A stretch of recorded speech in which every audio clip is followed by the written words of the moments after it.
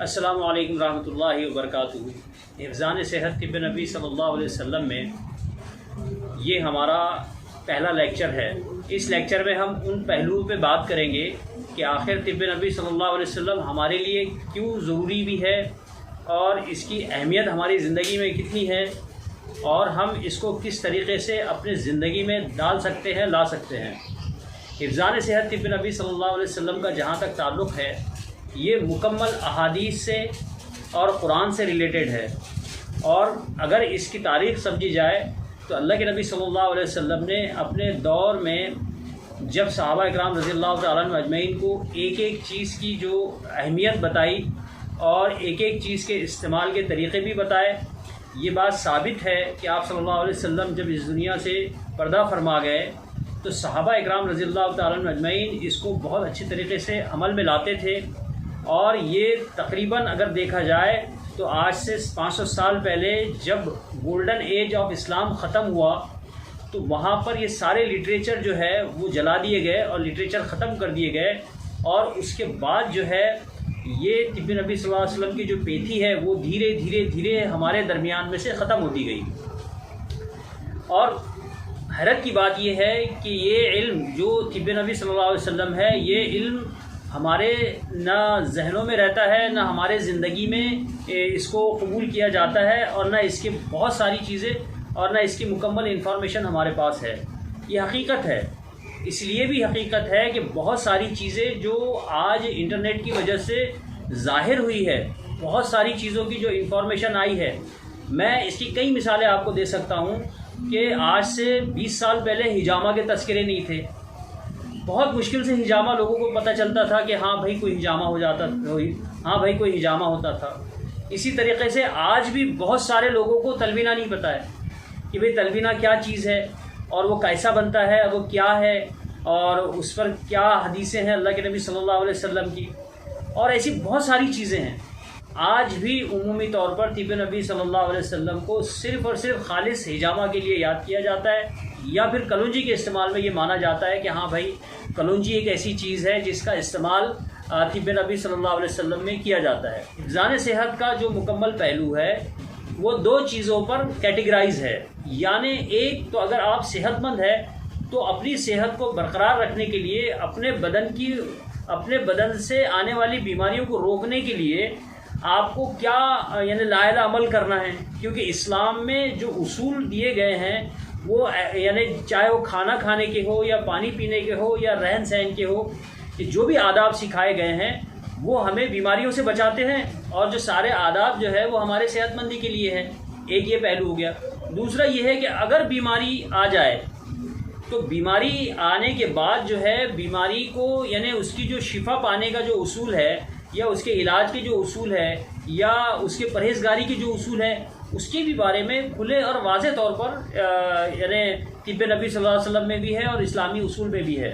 جیسے امام ابن قیم الجوزی رحمۃ اللہ علیہ کی جو کتاب ہے طب نبی، وہ بہت ہی یعنی اس کتاب کے اندر بڑے ہی فصیح اور انداز میں بتایا گیا ہے کہ طب نبی صلی اللہ علیہ وسلم ہماری زندگی میں کیوں اہمیت ہے، اور اس کی تعلیم دینا بھی کیوں ضروری ہے۔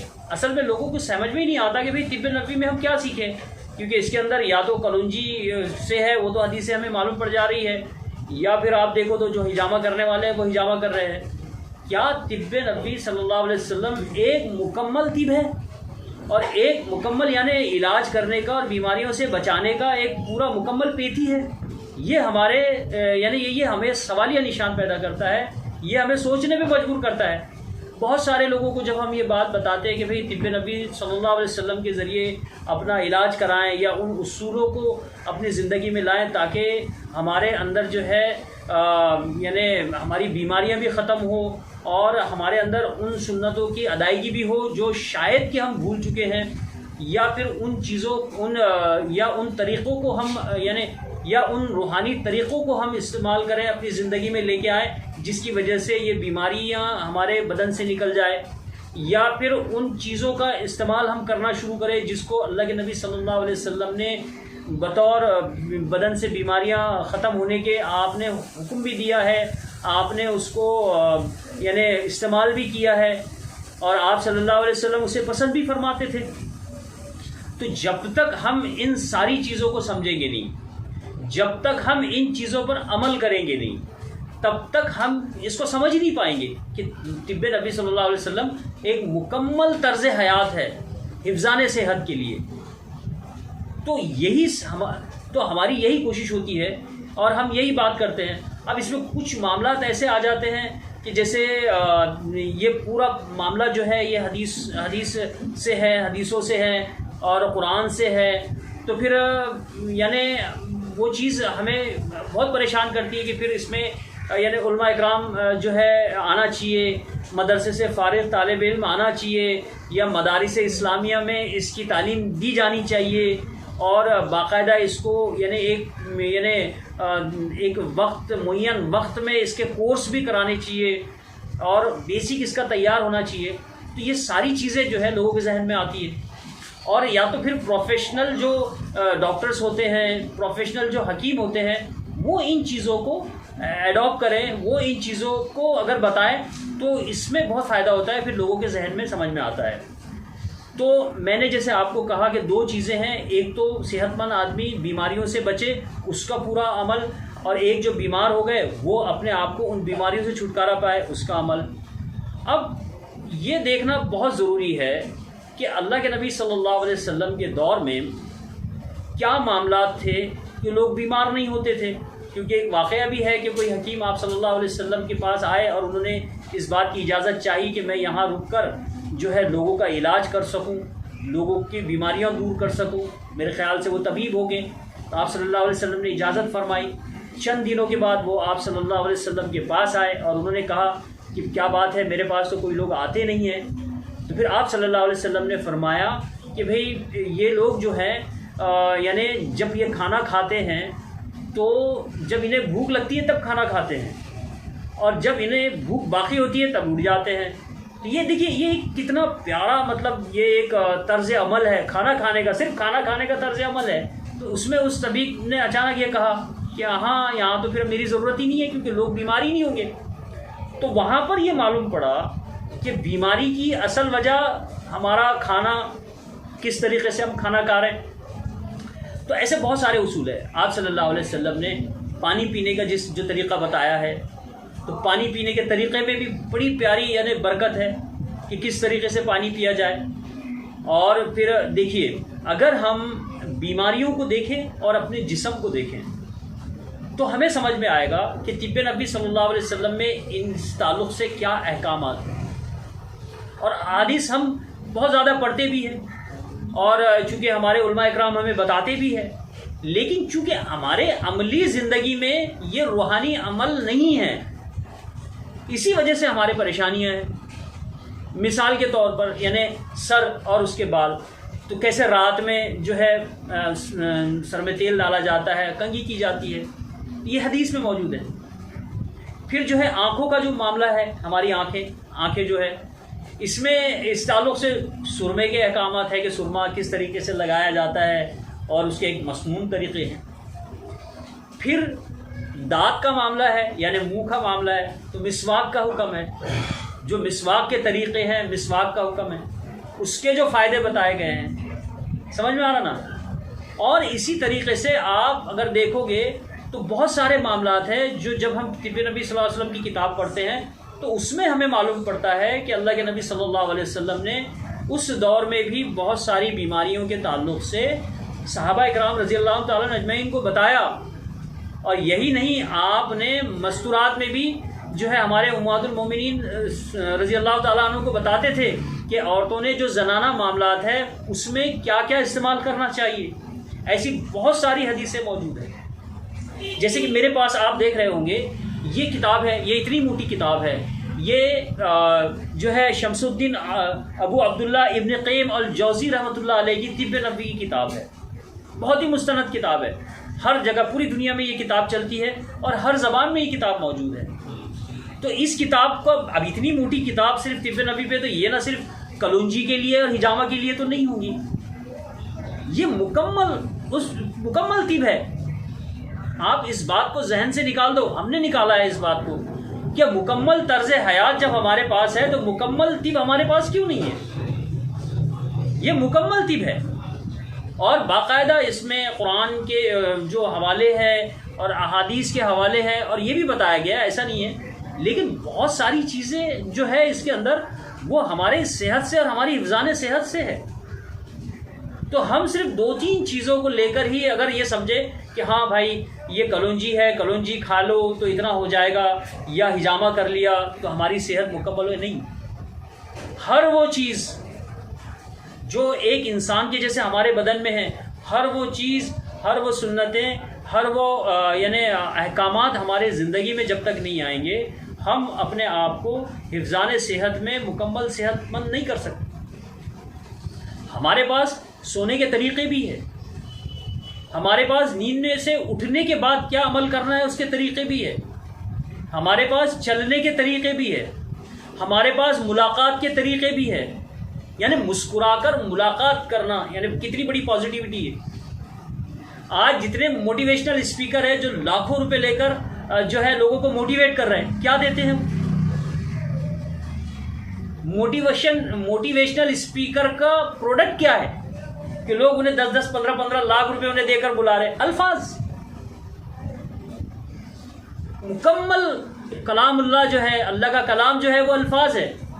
اس دنیا میں جتنے معاملات ہوتے ہیں جب تک حکم جاری نہیں ہوگا معاملہ کچھ ہوگا نہیں۔ حکم کیا ہے؟ الفاظ ہے۔ تو الفاظ کے تعلق سے کہا گیا ہے، اللہ کے نبی صلی اللہ علیہ وسلم نے حدیثیں موجود ہیں کہ آواز میں سختی نہ ہو، مسکرا کر ملو، کسی کی دل آزاری نہ کرو، یعنی ایسے الفاظ بھی استعمال نہ کرو کہ کسی کا دل دکھے۔ الفاظ ہی ہے جو آدمی کو بیمار کر دیتے ہیں، یہ حقیقت ہے۔ بڑے سے بڑا ڈاکٹر ہے، ہزاروں روپے اس کی فیس ہے، اس کے پاس جاؤ گے وہ پہلے کاؤنسلنگ ہی کرتا ہے۔ اگر ڈاکٹر صحیح سے بات نہ کرے نا تو آدمی اس سے علاج بھی نہ کروائے گا، یار وہ عجیب ڈاکٹر ہے، یار بات ہی نہیں کیا، کچھ بولا ہی نہیں، مجھے ایسے ڈاکٹر کو نہیں۔ جب تک ڈاکٹر الفاظ سے اطمینان نہ دلا دے مریض صحیح ہو ہی نہیں سکتا۔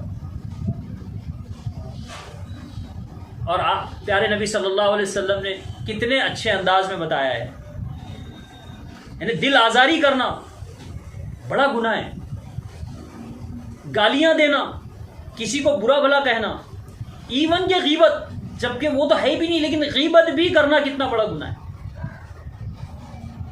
آپ اگر 2 آدمی ہو، اگر تیسرے کے بارے میں اگر بات کر رہے ہو، اس کی غیبت کر رہے ہو تو اس کو بھی منع فرمایا۔ اور جب ہم اس کا مطالعہ کریں گے تو حفظان صحت کے لیے یہ بہت بڑی چیز ہے۔ کیوں؟ کیونکہ ہمارا جو اعصاب ہے، ہمارا جو دماغ ہے، وہ یہ ساری خرافات لاتا ہے، اور دماغ سے نکلی ہوئی ساری چیزیں، یہ سائنٹیفک پروف ہے کہ انسان کی بیماری کی سب سے اصل جڑ جو ہے وہ دماغ ہے۔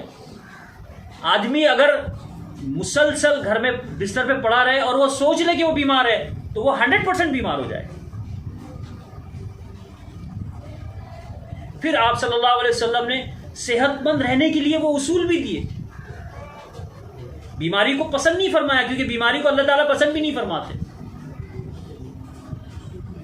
اس میں سب سے بڑا اصول کھانے کا اصول۔ اس میں آپ دیکھو رفع حاجت، جب ہم فراغت پاتے ہیں، پیشاب کرنے کے طریقے، پاخانہ کرنے کے طریقے، ان سے پاکی، یہ سارے گولڈن اصول ہیں جو ہماری زندگی میں ہمیں اسی کو ایڈاپٹ کرنا ہوتا ہے۔ یہی طب نبی صلی اللہ علیہ وسلم نے کھانے کے اصولوں میں غذا کون سی کھائی جائے، غذا کی نفاست، پاکی آدھا ایمان ہے، کس لیے ہے؟ پاکی آدھا ایمان اسی لیے ہی ہے کہ آپ بیمار نہ ہو، کیونکہ ناپاکی گندگی ہے، اور جہاں گندگی رہے گی وہاں تو بیماریاں رہیں گی۔ تو مومن کے آدھے ایمان کی علامت ہی پاکی دے دیا کہ چاہے آپ بدن سے پاک ہو، چاہے جس جگہ رہ رہے ہو وہاں کی پاکی ہو، آپ کو نفاست میں رہنا ہے۔ اسلام نفاست کو، پاکی کو پسند فرماتا ہے۔ اسلام پاکی کو اور نفاست کو پسند کرتا ہے۔ بھئی ہم پاکی کا تقدس سمجھتے ہیں نا، ہم نہ پھر عبادت کر سکتے اگر ناپاک ہو، نہ قرآن شریف کو ہاتھ لگا سکتے ہیں۔ یہ اصول جو پاکی کے دیے گئے کہ بھئی آپ ناپاک ہیں جلدی سے غسل کر لیں یا وضو کر لیں. وضو کے اصولوں کو اگر ہم سمجھیں تو سب سے بہترین اصول ہے حفظان صحت کے. ایک مومن 5 بار وضو کرتا ہے یعنی 5 بار فریش ہو رہا ہے پورا, یعنی دونوں ہاتھ دھونے کے طریقے, چہرے کے دھونے کے طریقے, پیشانی سے لے کر تھوڑی کے نیچے تک, اس کان کی لو سے لے کر اس کان کی لو تک, ایسا مدرسوں میں سکھایا جاتا تھا. یہ کس لیے؟ کلی کرنا. اچھا مزے کی بات ایک اور ہے اس کے اندر, بہت زبردست پہلو ہے. میں نے ایک واقعہ پڑھا تھا کہ خراسان کے کوئی بزرگ جو ہے, جب بغداد دارالحکومت ہوتی تھی جہاں امیر المومنین یعنی دارالخلافہ ہوتا تھا اسلام کا, جہاں دارالخلافہ ہوگا وہاں بڑے بڑے مدرسے ہوں گے, بڑے بڑے اللہ والے ہوں گے, تو وہاں یہ پہنچے تو ان کی بڑی آؤ بھگت ہوئی. پھر وہاں کوئی بزرگ تھے, انہوں نے ان کو دعوت پہ بلایا. اب چونکہ وہ دارالخلافہ ہے, امیر المومنین جو خلیفہ ہوتے تھے ان کا علاقہ ہے, تو پھر وہاں جو ہے اللہ تعالیٰ نے اتنا عروج دیا تھا, اتنی دولت دی تھی کہ کوئی غریب تھا ہی نہیں. پھر وہ جو بادشاہ ہوتے تھے وہ بزرگان دین کو خوب دیتے تھے. لیکن الحمدللہ ہمارے خراسان کے جو بزرگ ہوتے تھے وہ واقعی میں اللہ نے ان کو بڑا ہی عجیب بنایا, کیونکہ آپ کیسے واقعات سنیں گے نا, بڑے بڑے بزرگوں کے واقعات ہیں. وہ بادشاہوں کے در پہ نہیں جاتے تھے, بادشاہوں کا کچھ نہیں لیتے تھے. تو واقعہ بتانے کا مطلب آپ سمجھیے کہ جب وہ بزرگ وہاں پہنچے اور رات کی دعوت میں ان بزرگ نے جو مدرسہ چلاتے تھے جن کے ہزاروں مریدین تھے یعنی بڑے اللہ والے تھے, تو یہ ان کے گھر گئے. تو گھر کیا جانا, وہاں بغداد کے جن بزرگ کے گھر میں وہ جا رہے تھے تو ان کا بڑا محل تھا, اور جو ان کے جو مریدین اور ان کے جو غلام موجود تھے آزو بازو جو چلتے تھے, ان کو لے کر گئے بڑے منت سماجی سے. تو انہوں نے دیکھا کہ جو بغداد کے بزرگ ہے تو وہ تو بڑے عالی شان گھر میں ہیں, اور جو ہے چھتوں پر جو ہے بڑے جھومر لگے ہوئے ہیں, اور بڑا قالین بچھا ہوا ہے, اور جو ہے ان کا گدا جو ہے بڑا عالی شان ہے. تو ان کو بڑی حیرت ہوئی. تو جب یہ وہاں پہنچے تو انہوں نے ان کا خیر مقدم کیا. پھر کھانے پر بات ہوئی تو آپ نے بولا کہ میں جو خراسان کے بزرگ تھے, میں آپ کے پاس کچھ علم سیکھنے آیا. مجھے حضرت عثمان غنی رضی اللہ تعالیٰ عنہ نے جو وضو کا طریقہ بتایا وہ میں آپ سے سیکھنے آیا. دیکھو یہ بزرگان دین کی یعنی خاصیت ہوتی تھی کہ یہ علم سیکھتے تھے, حالانکہ تھے بڑے اللہ والے, لیکن وہاں جا کر علم سیکھ رہے ہیں. جیسے پرانے دور میں نا لوگ ہزاروں کلومیٹر جاتے تھے علم سیکھنے کے لیے. بس وہ بات تھی تو انہوں نے کہا ہاں چلیے پہلے یہ بتا دیتے ہیں, بعد میں کھانا کھا لیں گے. تو بغداد شریف کے جو بزرگ ہیں انہوں نے اپنے خادم کو اشارہ کیا کہ بھائی جاؤ ایک شلابچی اور پانی لے آؤ تاکہ میں ان کو وضو کا طریقہ بتاؤں. اب جناب عالی جو ہے بہت ہی خوبصورت جو ہے پانی کا جو سیلابچی ہوتی ہے جس میں دھویا جاتا ہے وہ لایا گیا, اور جو سرائی تھی وہ بھی بڑی پیاری خوبصورت لائی گئی. اور جو ہے انہوں نے اس حدیث کا جو ہے حوالہ دیا جو حضرت عثمان غنی رضی اللہ تعالیٰ نے اللہ کے نبی صلی اللہ علیہ وسلم سے سیکھا تھا. پھر اس حوالے کے ساتھ انہوں نے طریقہ بتایا کہ بھائی اس طریقے سے ہاتھ دھونا ہے, اس طریقے سے کلی کرنا ہے, اس طریقے سے ناک میں پانی ڈالنا ہے, ایسا جو ہے 3 بار جو ہے چہرہ دھونا ہے, پھر پیر دھونا ہے. ایسا مکمل طریقہ حدیث کے تعلق سے ایسا مکمل طریقہ بتایا. انہوں نے طریقہ سنے, پھر انہوں نے کہا کہ حضرت ماشاءاللہ آپ نے بتایا, اب میں آپ کو وہ کر کے بتاتا ہوں تاکہ آپ مجھے میری اصلاح کرو کہ وہ صحیح ہے یا غلط ہے. تو جناب عالی پھر ان کے پاس وہ پانی اور شلابچی دیے خادم نے. اب انہوں نے وہ شروع کیا. انہوں نے 3 بار ہاتھ دھویا, ناک میں پانی ڈالے اور 3 بار کلی کیے, اور 4تھی بار بھی انہوں نے کلی کر دیے. تو وہ جو بزرگان دین جو بغداد کے بیٹھے ہوئے تھے تو انہوں نے فوراً منع کیا کہ بھائی نہیں, آپ 4 بار کلی کیوں کر رہے ہیں, کلی تو 3 بار کرنا ہے. تو انہوں نے کہا کہ اگر 4تھی بار کر لیے تو کیا, کلی تو ہے, اتنا سا پانی لیا وہ نہیں. بولے یہ نہیں چلے گا, کیونکہ حدیث میں اللہ کے نبی صلی اللہ علیہ وسلم کی حدیث ہے, حضرت عثمان رضی اللہ تعالیٰ نے فرمایا بس ہمیں اتنا ہی کرنا ہے. نہیں, انہوں نے پھر بولا کہ یہ بتائیے کہ اگر میں نے 4تھی کلی کر بھی لی تو کیا, تو انہوں نے فرمایا یہ تو اسراف ہے، اور اسراف اللہ کو پسند نہیں ہے۔ تو یہ حضرت جو تھے انہوں نے کہا اچھا اسراف اللہ کو پسند نہیں ہے، تو انہوں نے اسراف پر شاید سارے واقعات جو حضرت عمر رضی اللہ تعالیٰ عنہ نے بتائے، صحابہ کے بتائے، تو پھر انہوں نے برجستہ کہا کہ حضرت معاف کیجیے گا اگر چھوٹا منہ بڑی بات جیسا انہوں نے کیے ہوگے۔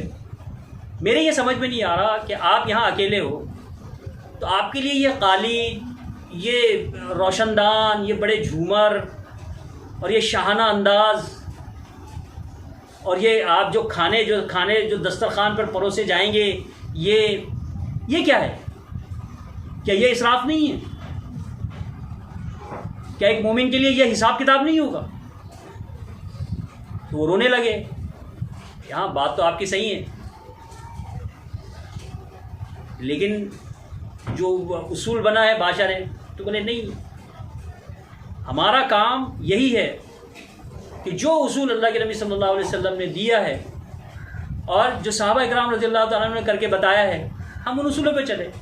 ایک کلی اگر زیادہ ہو جائے پانی کی تو آپ یہ کہہ رہے ہیں کہ ہم نہیں کر سکتے کیونکہ اللہ ہم سے حساب پوچھے گا، تو یہ اتنا سارا جو خرچہ ہم اپنی ذات پہ کر رہے ہیں تو وہ کس لیے؟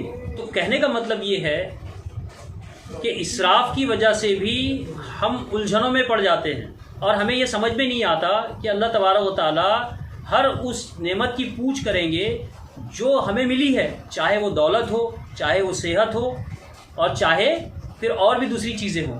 ہمارے لیے یہ ضروری ہے کہ ہم اپنی صحت کا خیال رکھیں، اور اس صحت کا خیال رکھنے میں ہم ان اعمال کا بھی خیال رکھیں جو حدیث سے ثابت ہے، جو اللہ کے نبی صلی اللہ علیہ وسلم کے احکامات ہیں۔ ایسے بہت سارے اعمال ہیں جو آج ہم بھول چکے ہیں۔ مثال کے طور پر ہم ورزش کرنا چھوڑ دیتے ہیں، تو ورزش جو اس دور میں ہوتی تھی، جیسے تلوار بازی ہوتی تھی اپنے آپ کو فٹ رکھنے کے لیے، نشانے بازی ہوتی تھی، گھوڑ سواری ہوتی تھی، یہ ساری چیزیں جو ہے یہ بدن میں چستی لاتی ہے۔ اور بھی طریقے ہوں گے۔ پھر جو ہر موسم میں جو پھل آتے تھے، جو نصیب ہو جاتا تھا، اس کی فضیلتیں بتائی جاتی تھی، اور جتنی چیزیں، جن چیزوں کا احکام طب نبی صلی اللہ علیہ وسلم میں ہے، اس بات پر غور کرو۔ اور ہم نے بھی بہت غور کیا کہ واقعی میں جن چیزوں کو اللہ کے نبی صلی اللہ علیہ وسلم نے کھانے کا حکم دیا، جن چیزوں کو آپ نے پسند فرمایا، یا جو چیزیں آپ نے کہی ہے کہ یہ بہت بہترین ہیں، وہ چیزیں اپنی اپنی کیٹیگری میں سردار ہے۔ مثال کے طور پر کلونجی کو لے لیجئے، یعنی کالے دانے اور بیج۔ اب یہ دیکھیے کہ کلونجی کو اگر تحقیق کی گئی ہے کلونجی کے تعلق سے، تو اس میں واقعی میں جو انفارمیشن ملی وہ یہی ہے کہ جتنے بھی سیڈز ہیں ان سارے سیڈز میں سب سے اعلیٰ یہ ہے۔ دوسری چیز سبزی، جس میں لوکی، کدو، جسے یقین کہتے ہیں، اب اس کی تعریف آپ صلی اللہ علیہ وسلم نے فرمائی، آپ بڑی رغبت سے بھی اسے کھاتے تھے۔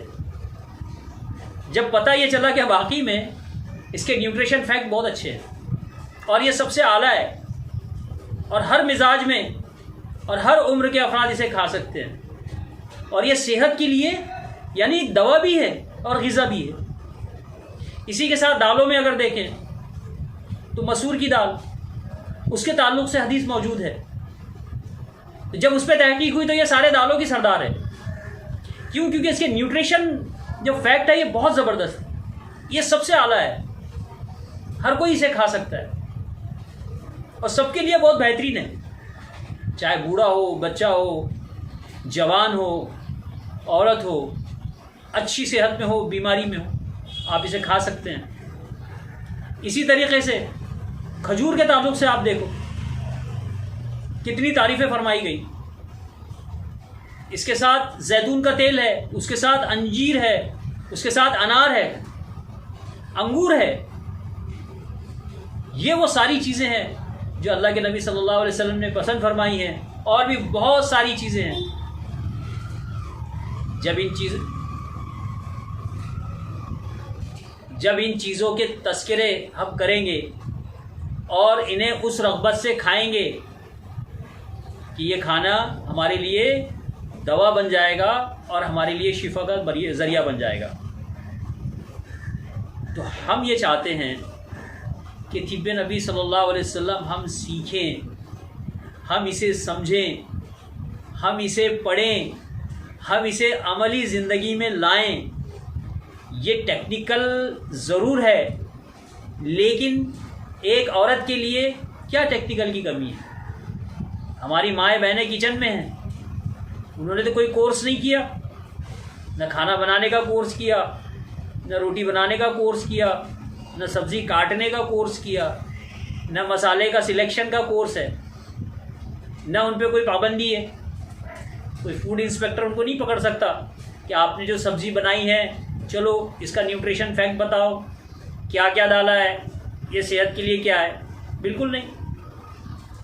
ہمارا کچن سب سے بہترین ڈسپنسری ہے، جہاں اگر کچن صحیح ہو جائے اور اگر ہماری ماں بہنیں اس بات کو سمجھ لے تو یقین مانیے ہماری بیماریاں جو ہمارے بدن کے اندر ہے وہ فر سے نکل جائے گی۔ کیوں؟ کیونکہ ہماری بیماریوں کی اصل وجہ ہمارے کھانے ہی ہیں، ہماری غذا ہے اور اس کے طریقے ہیں۔ ہم مقدار سے زیادہ کھا لے رہے، ہم ضرورت سے زیادہ استعمال کر لے رہے، اور ہمیں پتہ ہی نہیں ہے کہ موسمی پھل کیا ہوتے ہیں، ان کو کب کھانا ہوتا ہے۔ طب نبی صلی اللہ علیہ وسلم میں ان کے بھی احکامات ہیں۔ جب موسم کے پھل آئے شروعات میں کھانا شروع کرو، جب آخری ٹائم میں اس کا موسم ختم ہو اس سے پہلے ختم کر دو۔ بہت بڑی نعمت ہے، ہمیں پتہ ہی نہیں ہے۔ اور آج کا دور تو ایسا ہے کہ وہ موسم کا پھل 12 مہینے ملتا۔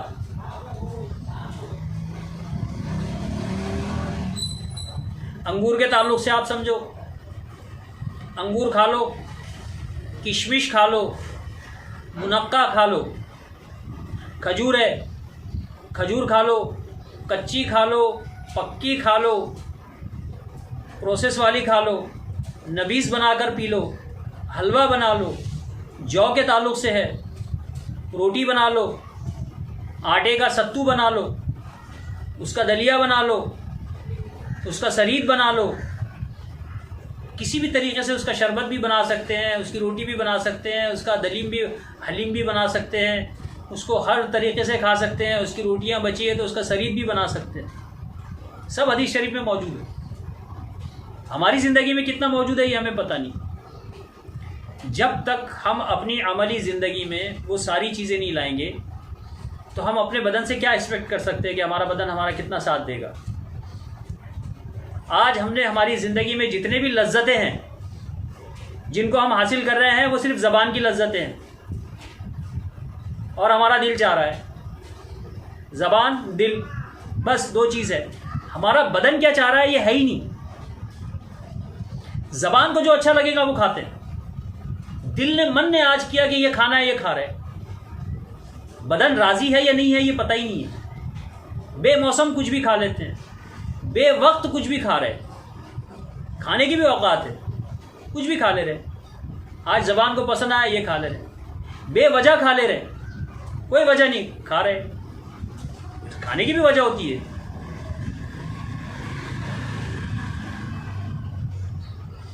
کھانے کی وجہ سمجھ میں نہیں آئی۔ جب لگے کہ بدن میں بیماری ہے تو اس بیماری کو ختم کرنے کے لیے کیا کھانا چاہیے یہ وجہ تلاش کرنا ضروری ہے۔ بالکل اس وقت میں یہ کھانا نہیں چاہیے، یعنی صبر کرنا چاہیے، اس کا جاننا ضروری ہے۔ ہمارے بدن کو، ہماری صحت کو کیا چیز اچھی رہے گی اس کا جاننا ہر انسان کے لیے ضروری ہے، ہر انسان کے لیے ضروری ہے۔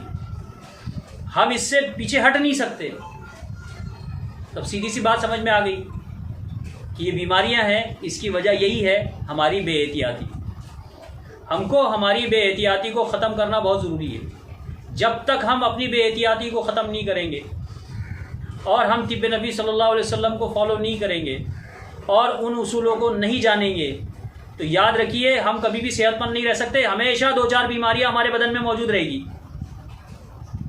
آج وہی حال ہے. ہر دوسرا آدمی دیکھو, کبھی بولتا ہے شوگر ہے, پھر بولتے ہیں بلڈ پریشر ہے, پھر بولتے ہیں گھٹنوں میں درد ہے, پھر بولتے ہیں مائیگرین ہے, پھر بولتے ہیں کولیسٹرول ہے, پھر اکثر لوگ بولتے ہیں کہ قبض ہمیشہ قبض رہتا ہے, پیٹ صاف ہی نہیں ہوتا. بیماریوں کا گھر ہے انسان. ایسا نہیں ہو. اپنی آپ کو اپنی زبان کی لذت کی وجہ سے اپنے آپ کو ہلاکت میں ڈالنا بھی گناہ ہے. جس کھانے سے آپ بیمار پڑو گے, اور جان بوجھ کر اگر ہم کھا رہے ہیں, ہم گنہگار ہیں, ہم نے اپنے جسم پہ ظلم کیا ہے, ہمارے لیے ہمارا پکڑ کا باعث ہے وہ, کیونکہ نعمت کی پوچھ ہوگی. میں ہمیشہ کہتا ہوں, کینسر کے پیشنٹ کو دیکھو, میکسیمم کینسر کے پیشنٹ جو ہے وہ صرف تمباکو, گٹکا اور یہ الٹی سیدھی چیزیں کھانے کی وجہ سے, کہ بھائی ہاں ہم تمباکو کھاتے تھے, گٹکا کھاتے تھے, اس کی وجہ سے ہم بیمار ہو گئے. تو آپ کو کسی نے زبردستی کھلایا؟ کسی نے نہیں کھلایا, خود کے شوق پالے. شراب پی کر گردے ختم کر دیے, بیڑیاں سگریٹ پی کر پھیپھڑے ختم کر دیے, گٹکے کھا کر منہ کا کینسر ہو گیا. اب بتاؤ اس حالات میں تکلیف کون جھیل رہا ہے؟ ایک تو خود جھیل رہا ہے, دوسرے گھر والے جھیل رہے ہیں. اور یہ بیماریاں بہت مہنگی ہے, اس کا علاج کرنے میں گھر بھی بک جاتا اور گھر والے بھکاری بھی بن جاتے, فائلیں لے کے گھومنا پڑتا ہے کے دروازے پر. یہ ایسی بیماریاں ہیں. اور اس بیماری کی وجہ کیا ہے؟ گٹکا پان نہیں ہے, جس نے کھایا وہی ہے وجہ ہے. جس آدمی نے استعمال کیا وہی خود اس کی وجہ ہے, اور وہ گنہگار ہے. مجھے تو خوف ہوتا ہے کہ کہیں ایسا نہ ہو کہ اس کا انتقال ہو جائے اس بیماری میں اور وہ خودکشی کے زمرے میں آ جائے, کہ اس سے پوچھا جائے گا کہ بھائی ہم نے تو تمہیں بہترین جسم دیا تھا, صحت دی تھی, تم نے یہ چیز کھایا ہے, اس کو معلوم ہے تم کو یہ چیز سے ہے, تو تم نے تو خودکشی کی ہے, اپنے بدن کو خراب کی ہے.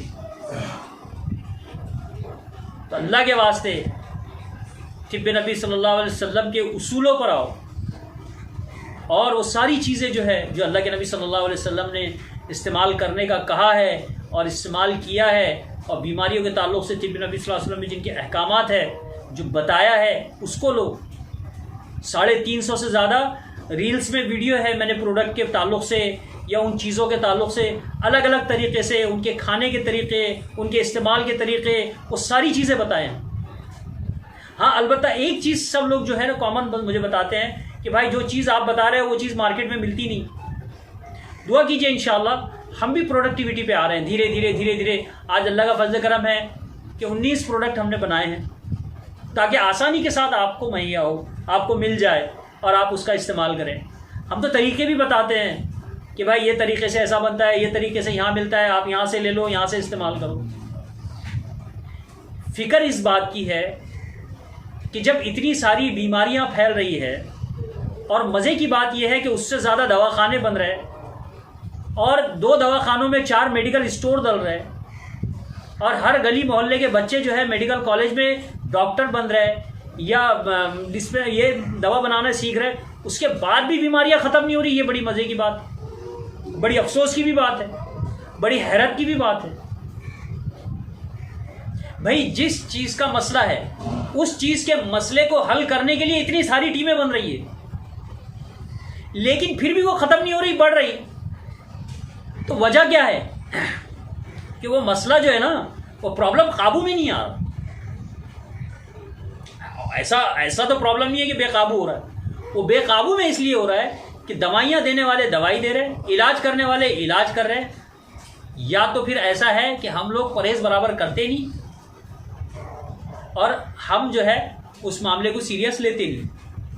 جب آخری اسٹیج پہ جاتے نا, کئی شوگر کے پیشنٹ ہے, چائے بھی پی رہے, گلوکوز بھی دبا کے کھا لیتے ہیں, ان کے کھانوں میں گلوکوز ہوتا ہے. جب ان سے پوچھتے ہیں کیا انسولین چل رہا ہے, روز گولی کھا رہے. بلڈ پریشر والوں کا بھی یہی حال ہے, کولیسٹرول والوں کا بھی یہی حال ہے, کوئی پرہیز نہیں ہے. ان کو یہ لگتا ہے کہ جو گولی مل رہی ہے وہ گولی سے مسئلہ حل ہو جائے گا. ارے بھائی جس دن یہ گولی اثر کرنا بند کر دیں گے تب کیا کرو گے؟ ہاں بستر پہ پڑے رہیں گے. ہے ہمارے گھر والے خدمت کرنے کے لیے. دولت ختم ہو گئی تو کیا ہے؟ بہت سارے NGO ہیں نا جو کھول کے بیٹھے ہیں, جو بڑے بڑے دعوے کرتے ہیں کہ آپ بیمار پڑو ہم آپ کا علاج کریں گے. اچھی بات نہیں ہے. اسی لیے ہم نے بہت آسان راستہ ہے, کیونکہ وہ اصول جو اللہ کے نبی صلی اللہ علیہ وسلم نے دیے بڑے پیارے اصول ہیں, بڑے سستے ہیں. بڑی بڑی یعنی مہنگی مہنگی دوائی نہیں ہے, مہنگی مہنگی فیس بھی نہیں ہے, بہت سستا ہے. اپنا علاج خود سے کر لو, اپنا علاج غذا سے کر لو, اپنے آپ کو اس اصولوں میں لے کے آ جاؤ. وہ بہترین اصول ہے جو بیماریاں ختم کرتے ہیں. ارے بھائی, لوگوں نے تو کینسر ختم کر دیا, لوگ آج شوگر سے ہٹ گئے, لوگ بڑی بڑی بیماریاں لوگوں نے چھوڑی ہے صرف یہ مصنوع طریقے میں آ کر. کیوں؟ کیونکہ یقین بنتا ہے, یقین بنتا ہے کہ یہ مسواک میری زندگی میں اگر آ گئی تو اتنی 70 بیماریاں ختم ہوں گی, مجھے کلمہ نصیب ہوگا, مجھے اللہ کی رضا نصیب ہوگی. یقین بنتا ہے کہ کلونجی میں موت کے علاوہ ہر چیز کی شفا ہے. ہمارے پاس یقین نہیں ہے, ادھر بھی جا رہے ہیں ادھر بھی جا رہے ہیں, پھر کلونجی بھی کھا رہے, پھر بولے ارے یار کلونجی تو میں بہت کھا رہا تھا, برسوں سے میں نے کلونجی کھائی, مجھے تو کچھ فرق ہی نہیں دکھا, دکھے گا بھی نہیں. نہ کلونجی فائدہ دے گی, نہ مسواک فائدہ دے گی, نہ شہد فائدہ دے گا, نہ زیتون کا تیل فائدہ دے گا, نہ انجیر فائدہ دے گا, نہ انگور کا وہ فائدہ دے گا, نہ نبیذ فائدہ دے گا, نہ تلبینہ فائدہ دے گا. جتنی طب نبی کی چیزیں کوئی فائدہ نہیں دے گی. اس سے بڑی لعنت اور منوسیت ہمارے لیے اور کیا ہوگی, کیونکہ ہمارا یقین نہیں ہے. اور واقعی میں الحمدللہ ان کھلی آنکھوں نے یہ چیزیں دیکھی ہے کہ جن لوگوں نے یقین کے ساتھ یہ ساری چیزیں کھائی ہیں ان کی بڑی بڑی بیماریاں ختم ہوئی, جس کی سب سے بڑی مثال میں خود اپنے آپ میں ہوں. اللہ تعالیٰ نے صحت بھی بنا دیے, اللہ تعالیٰ نے کاروبار بھی بنا دیے, رزق حلال, کسب معاش, اللہ تعالیٰ نے سکون بھی دے دیا, اور اللہ تعالیٰ نہ جانے کتنے لوگوں کی دعائیں آتی ہیں. تو طب نبی صلی اللہ علیہ وسلم کے یہ جو گولڈن اصول ہے, جب ہم ان اصولوں پہ آئیں گے, جب ہم ان اصولوں کو پابندی سے رہیں گے تو انشاءاللہ ضرور بضرور ہماری زندگی سے یہ بیماریاں بھی ختم ہوں گی, ذہن میں سکون بھی رہے گا, اور ہم لوگ جو ہے دوسروں کے لیے خیر کا راستہ بنیں گے. اسی لیے اسراف نہیں ہونا, اسی لیے عبادات کا مکمل ہونا, اسی لیے معاملات کا صحیح ہونا, یہ سارے اصول جو ہے جب ہوں گے تب ہم صحت مند ہوں گے. اپنے آپ کو صحت مند بناؤ, اپنے آپ کو ان اصولوں پہ لے کے آئیں گے تو انشاءاللہ ہمارے لیے خیر و برکت ہوگی. تو ہم بھی آگے جو ہے اب ایک ایک چیز, میں نے یہ تفصیلی ویڈیو اسی لیے بنایا تاکہ طب نبی صلی اللہ علیہ وسلم ہمارے کو سمجھ میں آ جائے. جب تک ہمارے سمجھ میں نہیں آئے گا تب تک ہمارے لیے یہ اعمال کرنا مشکل ہوگا. انشاءاللہ آگے بھی بہت سارے ویڈیو بنائیں گے, اور آپ ہماری آن لائن کلاس روز رات میں 10 بجے سے لے کر 10:30 بجے تک ہوتی ہے, روز ہو رہی ہے. صرف جمعرات کی رات میں نہیں ہوتی ہے, یا کوئی اسلامی مہینہ یا ہمارا عید وغیرہ ہوتی ہے تو اس دن نہیں ہوتی ہے, باقی ہم روز اس کلاس کو کرتے ہیں. تو انشاءاللہ آپ لوگوں سے درخواست ہے کہ آپ اس میں بھی جوائنٹ ہو, اور آپ ہمارے ویڈیو بھی دیکھو, ہمارے چینل کے اس ویڈیو کو شیئر کرو. اور بھی بہت سارے ویڈیو آئیں گے جو خاص طور سے حفظان صحت طب نبی صلی اللہ علیہ وسلم کے تعلق سے ہے. پھر اور بھی اگر آپ کو کچھ ہے تو ہمارے یہاں نمبر بھی دیے ہوئے ہیں, آپ بات بھی کر سکتے ہیں, ای میل پر بھی ہمارے ذریعے رابطہ کر سکتے ہیں, اور اپنے معاملات کو ان حدیث اور ان احکامات سے پورا کریں تو انشاءاللہ خیر و برکت رہے گی. مجھے دعاؤں میں آپ یاد رکھیں, میری بھی آپ کے لیے بہت ساری دعائیں ہیں کہ اللہ آپ کو شفا دے اور ہم سب صحت و تندرست رہے. السلام علیکم ورحمۃ اللہ وبرکاتہ.